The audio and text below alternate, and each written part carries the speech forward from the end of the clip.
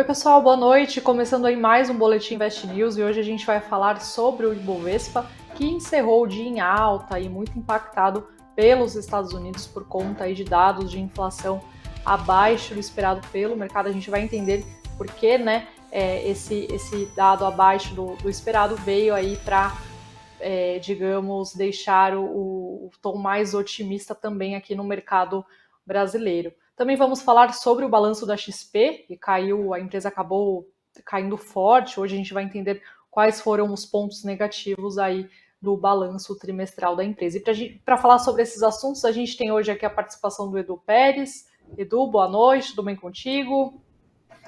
Boa noite, Érica. Boa noite, pessoal. Vamos comentar aí mais um dia. Foi um dia de um pouco de apreensão por causa dessa divulgação do CPI, né, que é o IPCA dos Estados Unidos. Então, foi um dia meio que dia da marmota. A gente viveu isso um dia antes com o nosso IPCA aqui e a gente está vivendo hoje, nesse dia, né, mais essa divulgação de inflação. Mas a gente vai comentar as diferenças, né, apesar de comportamentos do mercado serem parecidos nesses 2 dias, tem uma diferença ali bem importante entre esses dois índices de inflação. Muito bom, Edu. É, Bom, para a gente poder começar, eu vou resumir o que aconteceu, né? Hoje o Ibovespa, que é o nosso principal indicador aí da B3, encerrou em alta de 1,46% acima dos 110 mil pontos. E o indicador foi tomado aí muito pelo otimismo do mercado, né? Depois da divulgação do índice de preços ao consumidor, o IPC, né? Que a gente fala na sigla em português, dos Estados Unidos fechar aí o mês de julho estável e abaixo das expectativas do mercado. Os economistas consultados pela Reuters projetavam um aumento de 0,2% do IPC em julho, principalmente aí por conta da queda no preço, no custo, aliás, da gasolina. E essa boa notícia mudou inclusive as previsões para a próxima reunião do Federal Reserve, que é o Fed, né, o Banco Central Norte-Americano. Segundo informações da agência Reuters, os operadores de futuros atrelados aos juros básicos do Fed reduziram aí as apostas de que o Banco Central do país vai adotar um terceiro aumento consecutivo de 0,75 ponto percentual em sua próxima reunião lá em setembro, dia 20 e 21 de setembro, e em vez disso eles estão apostando agora no aumento de meio ponto percentual na taxa básica aí do país.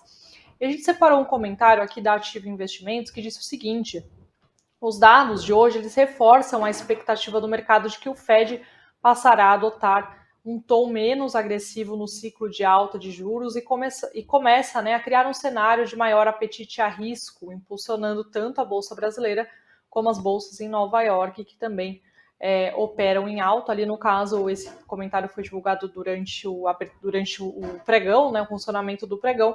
E aí, além da Bolsa Brasileira, os índices americanos também encerraram aí em alta. O Dow Jones, na verdade, ficou estável, mas o S&P 500 subiu 2,13% e Nasdaq também subiu 2,89%. Bom, Edu, como você mesmo mencionou aí no comecinho, né, parece que a gente está vendo um repeteco, né, do que aconteceu ontem no Brasil com a divulgação do IPCA, mas você mesmo pontuou que são indicadores diferentes.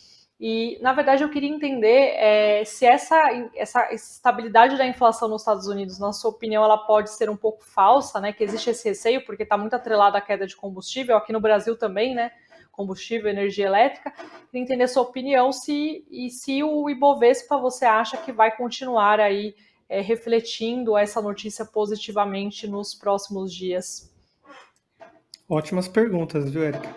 Para isso, a gente primeiro vai mostrar o panorama do que o cidadão dos Estados Unidos está acostumado nos últimos meses, né? Eu coloquei aqui na tela o relatório tem o Departamento de Trabalho dos Estados Unidos que divulga esse índice, o CPI, né, que é o IPCA deles. Então a gente percebe que desde julho de 2021, apesar de acelerar e desacelerar entre os meses, ele vinha tendo um valor mínimo, né, de inflação de 0,3% ao mês.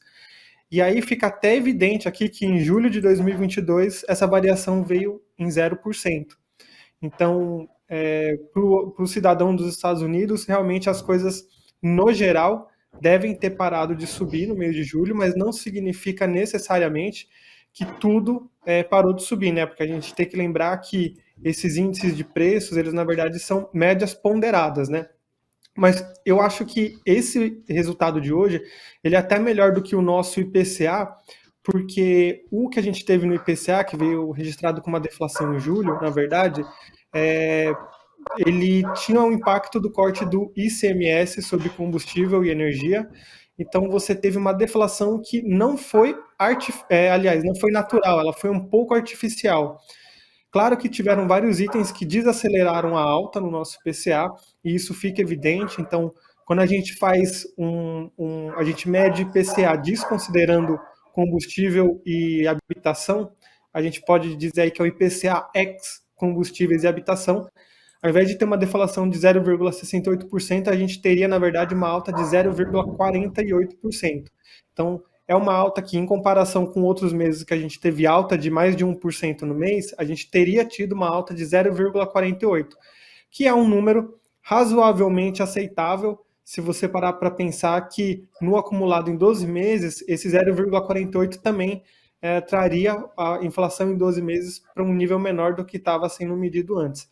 Então, a gente tem vários paralelos com que o mercado passou com o nosso PCA e agora com o CPI, mas não é 100% a mesma situação, tá? E aí, para mostrar exatamente isso, eu vou colocar aqui para a gente na tela como que o próprio Ibov ele acabou se comportando. Eu só vou compartilhar a tela certa aqui para a gente poder dar uma olhada, porque o que acontece? Os investidores, eles estavam, a gente está vendo aqui o índice Bovespa ao mês, né? Os investidores estavam com um pouco de receio aí referente a essa medição do CPI dos Estados Unidos mostrar uma inflação persistente e aí o Fed, que é o Banco Central dos Estados Unidos, precisar aumentar os juros num ritmo um pouquinho mais apertado, né? Como esse resultado não veio, o investidor ele acaba considerando que ele pode correr mais riscos em outros lugares, porque a inflação, porque o ritmo de alta de juros não seria tão apertado assim, e a inflação começaria a dar sinais de queda. Então a gente pega aqui o gráfico do índice Bovespa, né? A gente está na 1, 2, 3, é a quarta semana de alta, então a gente está num patamar bem significativo, a gente superou os 102 mil pontos, que era uma região ali de suporte que acaba virando resistência quando a cotação está baixa, né? E agora a gente pode estar rumando aos 112.590 pontos. Se a gente dá um zoom no comportamento do nosso índice Bovespa, para quem acompanha a gente aqui e fala de análise técnica de vez em quando, percebe que o nosso índice ele chegou numa zona que é muito difícil de ser superada, que é a média móvel diária de 200 períodos, aqui nos 107.600 pontos, mais ou menos, e a gente, na verdade, estava esperando, na verdade, queda no pregão de hoje, porque a gente veio de várias altas, né, não foram 100% consecutivas, mas várias altas expressivas nos dias. E hoje, para surpreender o mercado, o Ibov acabou fechando com alta. Então, é provável que amanhã seja um dia de realização, mas hoje o que tomou conta nos mercados mundiais foi esse alívio que teve em relação à inflação. Então, amanhã a gente pelo menos projeta que tenha uma queda no índice Bovespa, mas não vai ser uma queda que vá desesperar os investidores, é realmente uma questão de quem está comprado acaba realizando ganho, acaba zerando um pouquinho de posição para colocar dinheiro no bolso, e isso tende a fazer uma pressão vendedora no nosso índice. Muito bom, Edu. Até teve o comentário do Lucas aqui durante a nossa live, né? Falando todo dia alta, não aguento mais, né? Mas é bom para quem já está, né? Desculpa, só para complementar, né? Como que a gente associa, como que isso pode impactar aqui no Brasil, né? Com a nossa Selic.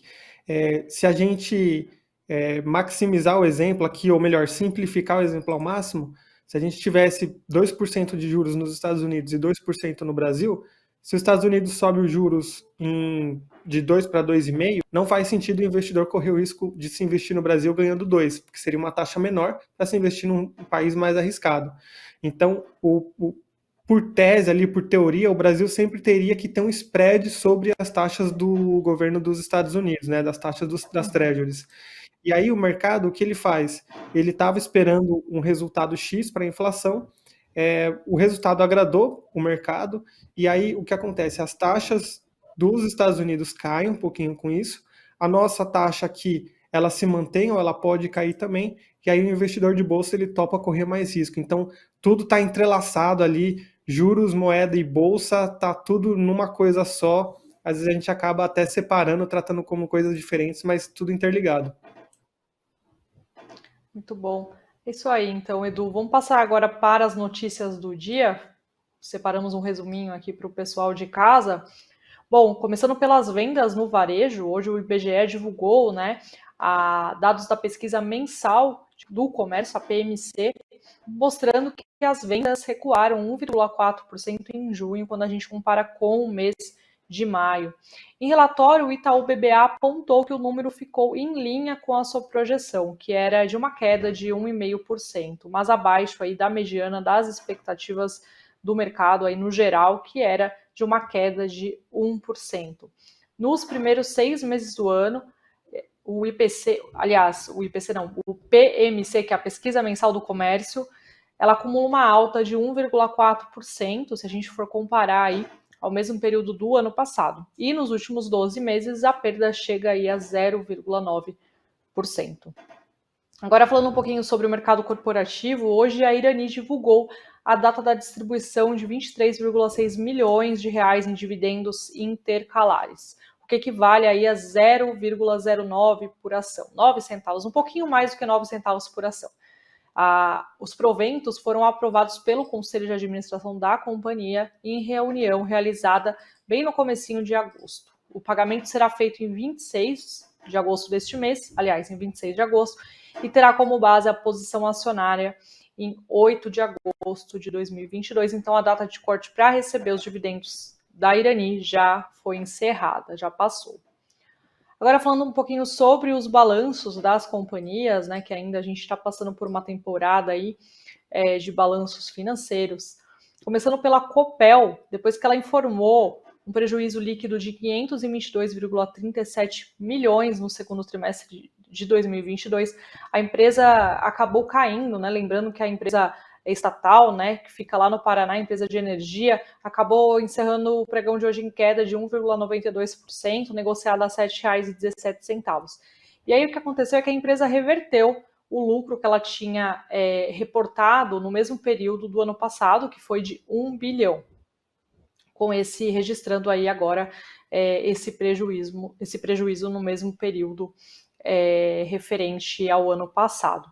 A empresa informou que a piora dos resultados ocorreu dos efeitos aí da lei que estabeleceu a obrigatoriedade da devolução aos consumidores de energia de créditos tributários de PIS e COFINS. A provisão realizada pela Copel para a destinação desses créditos teve um efeito aí de 1,2 bilhão no lucro líquido trimestral, e aí a empresa então reportou prejuízo no período.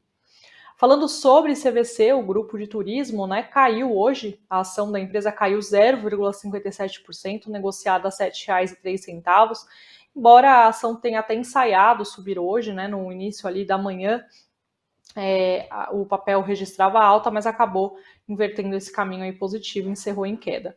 E aí ontem a empresa informou um prejuízo líquido de 94,8 milhões no segundo trimestre deste ano, mas com recuo, né? O prejuízo da empresa caiu 46% quando a gente olha o mesmo intervalo do ano passado. A companhia apurou uma geração de caixa medida pelo lucro antes de juros, impostos, depreciação e amortização, que a gente conhece, né, como a sigla aí em inglês EBITDA, quase nula em relação ao desempenho negativo de cerca de 124 milhões no segundo trimestre do ano passado. E aí lembrando que a ação ontem terminou com uma queda de quase 11% por conta do rebaixamento da recomendação e também do preço-alvo pelo banco JP Morgan. Falando sobre outra empresa que divulgou o balanço, a CBA, que é controlada pelo grupo Votorantim, né, a empresa de alumínio, teve ganhos hoje de 2,63%, a ação fechou o dia negociada a R$ 12,11, a empresa teve lucro líquido de 511 milhões no segundo trimestre, um crescimento de 29% sobre o mesmo período do ano passado. E isso ocorreu muito em função da alta de 20% no preço médio do alumínio nos mercados internacionais. E agora passando para o fechamento do mercado, hoje o dólar encerrou em queda de 0,86% aos R$ 5,08. O Bitcoin, por volta das 16 horas, era negociado em alta superior a 3%, aos 23.908 dólares. O Ibovespa também encerrou em alta, como já mencionamos no comecinho do boletim, né, de 1,46% aos 110.235 pontos. E aí o que aconteceu, como já explicamos aqui, né, o Ibovespa ele acabou se beneficiando muito das apostas de que o Fed não vai aí elevar os juros do país em 0,75 ponto percentual, mas sim em meio ponto percentual. A próxima reunião, aí lembrando, acontece em setembro para decidir a taxa de juros do país. E agora falando um pouquinho sobre os destaques do Ibovespa, entre as maiores quedas tivemos a Copel, depois do reporte do balanço, aí a empresa foi a que mais caiu, 1,92%, a Engie também caiu 1,85% e a Eletrobras em queda de 1,46%, então empresas que estão aí no mesmo setor, né, encerrando o pregão de hoje em queda. Entre as empresas que mais subiram dentro do Ibovespa estiveram o IRB, que subiu 8,93%, o Banco Pan, que avançou 8,15%, e a Exetec, que subiu aí 8,09%.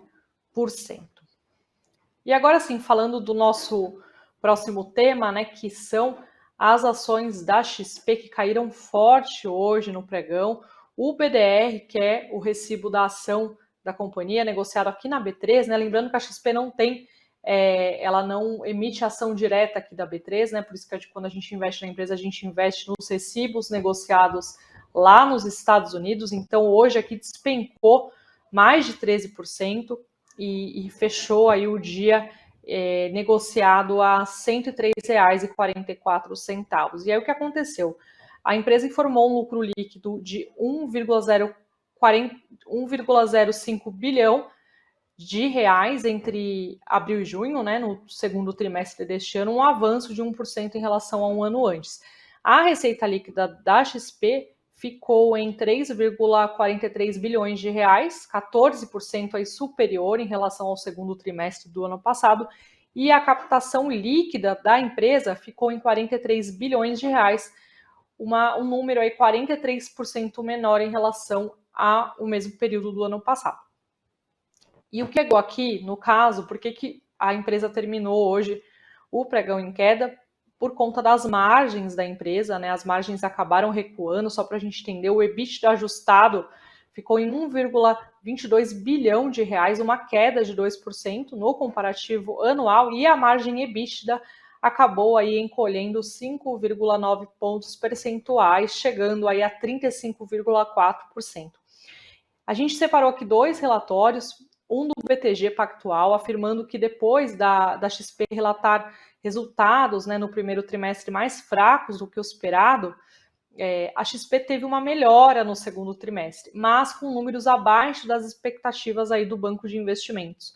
O lucro líquido ficou 2% acima do projetado pelo BTG, mas a receita líquida ficou 2% abaixo e o EBITDA ficou 6% abaixo aí do projetado pelo BTG Pactual. O BOFA também informou que a geração de receita foi resiliente, mas a margem EBITDA acabou sendo pressionada por investimentos em novas verticais e aumento do quadro de funcionários.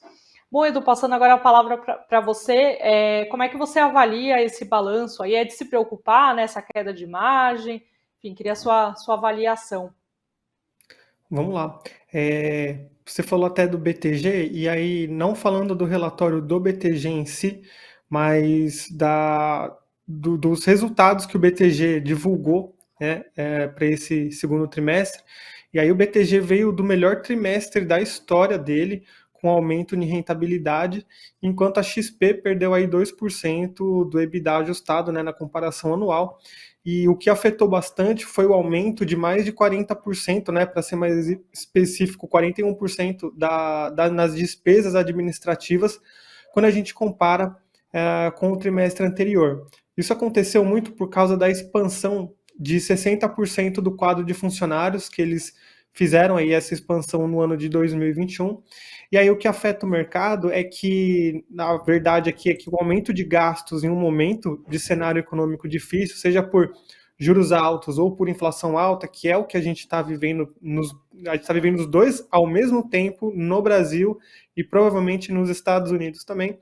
Isso faz com que os investidores queiram tomar menos risco. E aí, muitas vezes, eles não gostam desse tipo de aumento de despesa, ainda mais com novos negócios. Então, a XP está apostando em novos frontes aí de produtos para os clientes, e isso em um momento mais arriscado da economia, tanto brasileira como global, acaba parecendo uma coisa um pouco mais complicada de se passar para o investidor, e aí o mercado acaba batendo, né?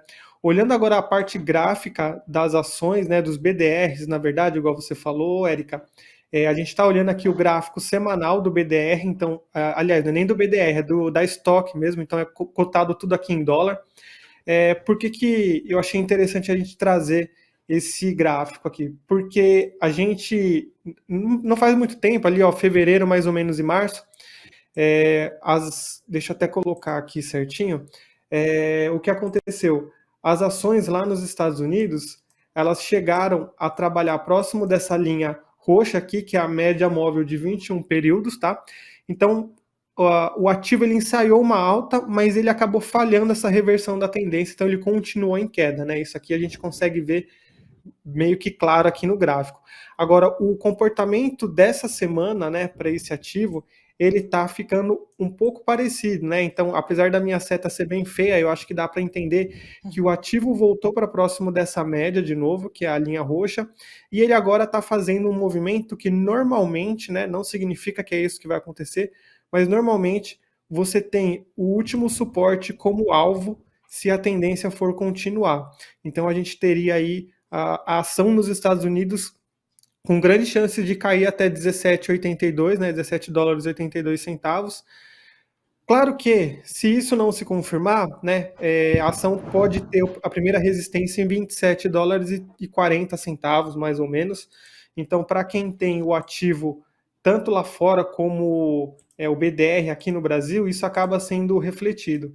Então, é legal a gente sempre ter essa noção, né, de que o próprio mercado já faz um tempo que está precificando tempos um pouco mais difíceis para a XP, tanto que isso se traduz aí na cotação que vem caindo de um tempinho para cá, mas também tem muita influência do cenário macro. Então, agora que a gente está começando a ouvir notícias de que a inflação pode desacelerar nos Estados Unidos, talvez a gente tenha deflação, porque até a Anbima, que disponibiliza a projeção de inflação para os próximos meses, eles fazem os estudos e eles já estão com uma projeção de deflação para o mês de agosto. Então, uma deflação baixa de 0,23%, não é igual que a gente teve de 0,68%, mas é deflação, então é isso que acaba importando. Se realmente for um momento de virada, então pode ser que no curto prazo a gente ainda continue vendo esse tipo de empresa apanhando um pouquinho, mas quando o mercado começar a acreditar ou começar a ter esses indícios mais fortes de que a inflação está sendo controlada ou que juros não precisem ir para as alturas como estavam sendo cogitados, né? Talvez esse tipo de ação que envolve muito tecnologia acabe se beneficiando dessa mudança de cenário. Claro que é um pouquinho cedo para bater o martelo ainda, mas enfim, acho que é sempre bom pontuar aí o risco, né? E o fator positivo e o fator negativo potencial do papel.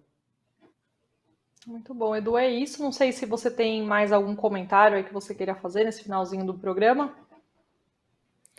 O comentário que eu ia fazer, na verdade, era sobre a nossa curva de juros, mas ela não mudou tanto, então você até trouxe a imagem aqui, mas na verdade a gente não teve muitas mudanças das expectativas aqui.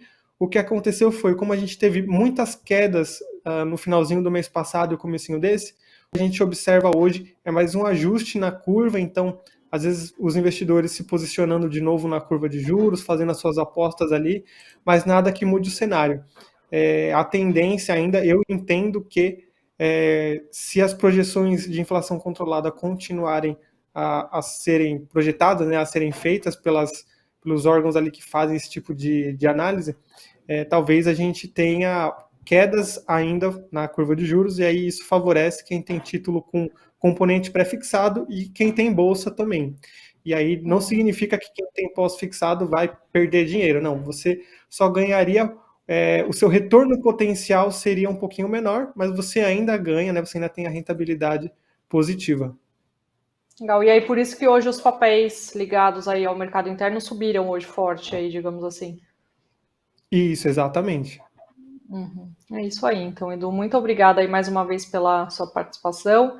Queria agradecer também o pessoal que sempre está com a gente, né, aqui na live. E é isso. Até o próximo programa.